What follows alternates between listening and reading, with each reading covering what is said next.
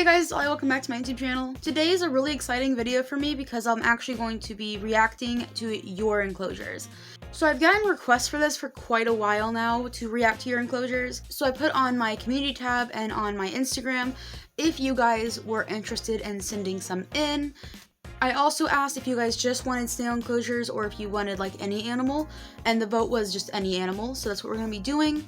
I am kind of separating them up to where the snails are at the end, so because most of them are snails.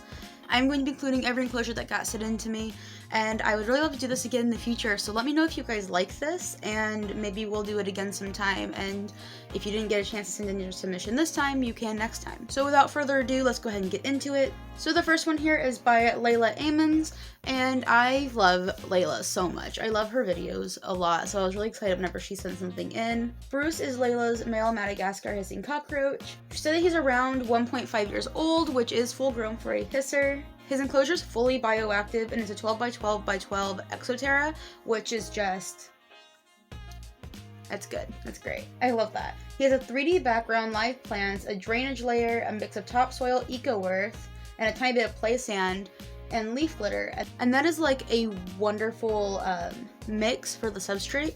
So that's like fantastic. This is a very spoiled hisser. He has a few cork pieces, buried half log hide, and a small vertical hide in the back. He is almost always in. He also has a thriving colony of springtails, which is wonderful. It's a good little cleanup crew. There's no heating in this enclosure because the tank stays pretty warm. That's how mine is too, so 100% on board with that. There's an LED plant strip over his enclosure to help his plants grow and to give him a day and night cycle. Like, it looks like there's tons of places for him to hide and to like just get away if he wants. But yeah, this looks like a wonderful enclosure. Like, this looks fantastic. Like, for one just hisser, like, this is a very spoiled hisser, so this is great. I really love this. Alright, so up next, so Skylar actually sent this in on behalf of Thrasher Aquatics. That's a YouTube channel if you want to go check it out. And it is a leopard gecko enclosure. It's a 40-gallon breeder bioactive enclosure. So I also do see a digital thermometer and hydrometer over there, which is absolutely amazing. There is some substrate in there. I know that that can be controversial. For a healthy leopard gecko though, I think that like substrate can be fine. I know it's controversial, but like it is enriching for them as long as you know what you're doing. I do see a good amount of hides. I don't see a calcium dish anywhere. Of course, I could just not be seeing it. That's totally a thing that could be happening. So I would say that like as far as sizing and stuff goes, that's the minimum sizing, so like that's fine. All of it looks pretty good, so the only thing I would say is the calcium dish, but again, I may not just be seeing it, so it all looks pretty well monitored, and Thrasher Aquatics does seem to know what they're doing, so yeah. Alright, so next up we actually have 3 enclosures from this person. I'll be doing kind of a light review of the first 2 because I'm not as familiar with these animals. I do have some experience with them, just not a ton. So for those of you who don't know, I actually did have a part-time position a while back, kind of helping take care of some education animals at my local animal shelter. And involved in this were hamsters and a rabbit, so I did get some training on their general care. That being said, I don't have too much experience with these animals, so just putting that out there. Alright, so Kestrel Watson went ahead and sent this one in to me. The first one I'll be reviewing is a winter white dwarf hamster. It looks pretty good to me. Like, this is like a pretty... I like how it does have a couple of like platforms to climb on and explore. I like the amount of substrate in it. I can see the substrate in the other picture you sent of the rabbit room, and it has a pretty decent amount of substrate. It has lots of hides, lots of places to dig. This looks like pretty good. It has tons of toys, lots of enrichment, and I do see that there's also some underground tunnels and burrows for it, and that's like amazing too. The only thing I see wrong is maybe the hamster wheel is maybe a bit too small. I would say that for the size of hamster I'm seeing down there, there's maybe like a bigger hamster wheel, you know? I don't have as much to say about the hamster as I want. However, if you look up Victoria Rachel on YouTube, she has tons of hamster content, and she would kind of be the place to go for that. But overall, from what I know of hamsters, this is a pretty good enclosure. So like you're doing a pretty good job. All right, so the second one here I am seeing is the rabbit room, and it looks pretty good. Like I actually really like this. I see that you have like a mat or blanket down. That's very important if you don't want messes all over your floor. And it's nice on their feet as well. It's not like hard or anything, so that's nice. They do have a good amount of toys. And you said in the email that they are pretty much roaming the house all day, so they only really stay in this room at night. So this is a pretty good like little bedroom for them. It has places for them to hide. It has stuff for them to chew on. For a minute, not gonna lie, for a minute I didn't see this little hay thing, so I'm gonna point it out for people that I thought there maybe wasn't hay in what this looks like to be like a litter box, and I was a little bit concerned for a second, but I do see that there's a hay dispenser type thing here, so that was my problem. So I'm just letting you guys know so you don't think I'm skipping over that or nothing. Yeah, this looks pretty good, especially if they're only in here for like some of their day. Also very cute rabbits, by the way. But yeah, that looks like a pretty good rabbit room, like I said, especially if it's only like for part of their day and the rest of the day they're like roaming around the house. That looks amazing, so keep it up on that. Alright, so Kestrel's third and final enclosure to me is their snail enclosure. Basically, they have 2 milk snails in it, so let's go ahead and take a look. Sorry, I was looking at your snail enclosure here, and like, I love that your rabbit's just peeking over. That's so cute. So overall, it looks pretty good. I really like all the moss and stuff down on the floor there. I like the little food dishes, and like I see this one's plastic, so that's pretty safe. And I see a nice piece of cuddle bone there. A good amount of like climbing opportunities. The only thing I would say for it is this little mushroom hut over here does like could be hard, like a ceramic, you know. So I would be a bit careful with that. You don't want them to fall on it. However, I do see that the leaves might be covering it. I can't tell from the angle here, but it does look like the leaves might be kind of shading it a little bit. So if they fall, they'll fall on the leaves instead. Kind of get some cushioning there. And this little tunnel thingy, that looks like it could be like a hide back here. I do like that you put moss on it. So I genuinely think that if they fall on that, they'll be fine because of the moss there. And they have a good amount of substrate to bury themselves as well. So I think that this is a pretty good setup. If anything else, I would just say to maybe break that cuddle bone you have in there. It's pretty easy to break.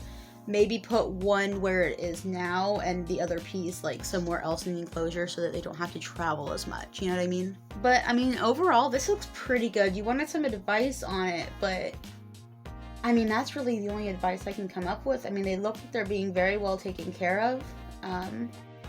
And the enclosure looks pretty good for 2 little milk snails, so keep it up. Alrighty, so now we pretty much just have snails. That was kind of the start of our snails. So Serene Hatted, I'm so sorry if I butchered your name. I apologize. I'm sorry. So they sent in their snail enclosure and said it's a 1-gallon enclosure with 1 milk snail in it. There are some soft fake plants, 2 hidey houses, moss, and some wood. There's ventilation holes at the top of the enclosure, and the room the tank is in stays 70 to 75 degrees. The substrate is cocoa fiber, looking to upgrade the enclosure to a bigger one soon. 1 milk snail could live, I feel like, pretty happily in here. Now, of course, if you upgrade it, and like, there'll just be more room. I see there's a good amount of substrate there, and I really, really love that. It really has a good opportunity to bury itself. I also love that you have a lot of coverage for it, and that anything hard in this I can see has a good layer of moss. So that makes me feel very confident that if the snail were to fall and land on one of those items, that it won't necessarily hurt itself. But yeah, I mean, overall it looks good. Definitely, if you can, do upgrade, because from my findings, most snails will explore every inch that you give them. So this is a very good enclosure, though. Very good for just 1 little snail. Alrighty. So Gary the Snail over on Instagram sent this in. They say that their Asian tramp snail lives here. They also said that the temperature on the reader isn't super accurate because the lid's off. It's usually around 72. So this looks good because Asian tramp snails are usually pretty tiny. So this is a pretty decent size here. The only thing I would say is I see that little dial. I think it's probably a hydrometer there. I would probably switch to a digital one if you can. There's some on Amazon, because the dial ones just aren't known for being super accurate, so I would just do that if you really want to keep an eye on the humidity and whatnot. Same if it's like a thermometer, same thing. The dial ones just aren't fantastic, but I also can't really tell from the picture what it is, so... But overall, I mean, there's like, I see that there's a plastic hide in there, so that's pretty safe. If they fall on it, it shouldn't really hurt them. I see that, you know, we got some fake plants, some moss, nice clean piece of cuttle bone there. And I'm not too worried about them falling on that hard, like, it looks like it could be like a hard plastic or ceramic. But like, it's so small that I'm not too worried that your snail will fall on that and hurt themselves or anything. So the only other things is I would add a bit more substrate to it, just so that they have more of an opportunity to bury themselves, and maybe put like a branch or something to climb on in there other than that hide. They do like to climb, and it'll just be kind of easier and more enriching to have like a stick or something in there. But other than that, it does look pretty good. I do like this setup. Next up, we have Shoko on Instagram, and they sent this in. They said they have a thermostat in the bin and a heating mat underneath it. The heat is set at 23 degrees Celsius, which is about 73 degrees Fahrenheit. Very good that you are using a thermostat and all that. That is very important. And so they have 6 milk snails, all fully grown except for one. They said it's about 55 liters, which is about 14.5 gallons. So that I would say is a pretty decent size for that many milk snails. And the substrate is dirt mixed with cocoa substrate. And they said they'll be adding moss in the future. So they look like they are all out and about in this picture, so that's very nice. And I see that they do have some hides, stuff like that in here. Are those real plants? If they're real plants, that's awesome. The only thing I would say, I don't see any cuttle bone. However, what is in this dish could be like a calcium source or something. I can't really tell.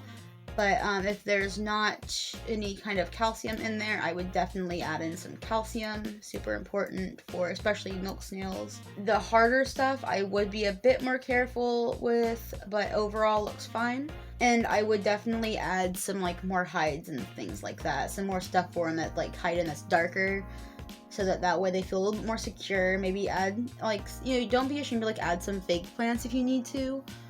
Or add some more real plants. It's whatever you want to do, just to give them more coverage and stuff to climb on. But yeah, overall, I mean, not a bad enclosure for sure. I do like that you did incorporate what looks like live plants in there, and I do like that you did incorporate some places for like that looks like it might be higher humidity. I think once you get the moss in there, maybe get a couple more hides, it'll be super awesome, and they will love that. But great sizing though, like. The size, the heat regulation, all that looks perfect. The substrate looks really nice. So, you know, the food source looks pretty good. So just keep that up. Just don't forget, if you don't have calcium, add that calcium. But other than that, it looks really good. So, alright, so the last submission we have for the day is from Paws with Pride over on Instagram. So this is a garden snail enclosure. They said they have some helix aspersums in there and some grove snails. So the only thing is, I don't know how many snails are living in this, and I also don't know the enclosure size. It looks like it could be like a critter keeper. So for the amount of snails, especially the helix aspersums, which get a little bit bigger, I would upgrade that relatively soon if you can there. Just to make sure they all have enough room, especially helix aspersums seem to really like to move around and explore. And like I said, they do get relatively big for a garden snail. I do like the multiple sources of calcium in here. They won't have to travel far for that. And I do also really like the climbing opportunities you've provided, and there's some nice green moss in there. The only thing is maybe upgraded. Again, I don't know how many snails are in here, or if they're like still young or if they're fully grown. I can't tell. And I also can't tell how large the enclosure is. I just know it kind of looks like a critter keeper if you look at the cuttle bone size, you know what I mean? So I would just upgrade them when you can. I do love that climbing enrichment. I would definitely maybe add somewhere for them to hide, like a little hidey hole. And I would add maybe some fake plants if you can. I made some fake plants for them to like kind of climb on and explore. But other than that, everything looks great. Alright guys, well that was pretty much it for today's video. That was all the submissions. Thank you so much for participating, and if you didn't get to this time and you want to next time, keep your eye out. I will be doing this again. Don't forget to follow me over on Instagram, links down in the description below. I also have an art account if you want to go follow that as well. Link will also be in the description below. Don't forget to give this video a like for the algorithm and comment down below to let me know if you liked this kind of video and you want me to do it again at some point.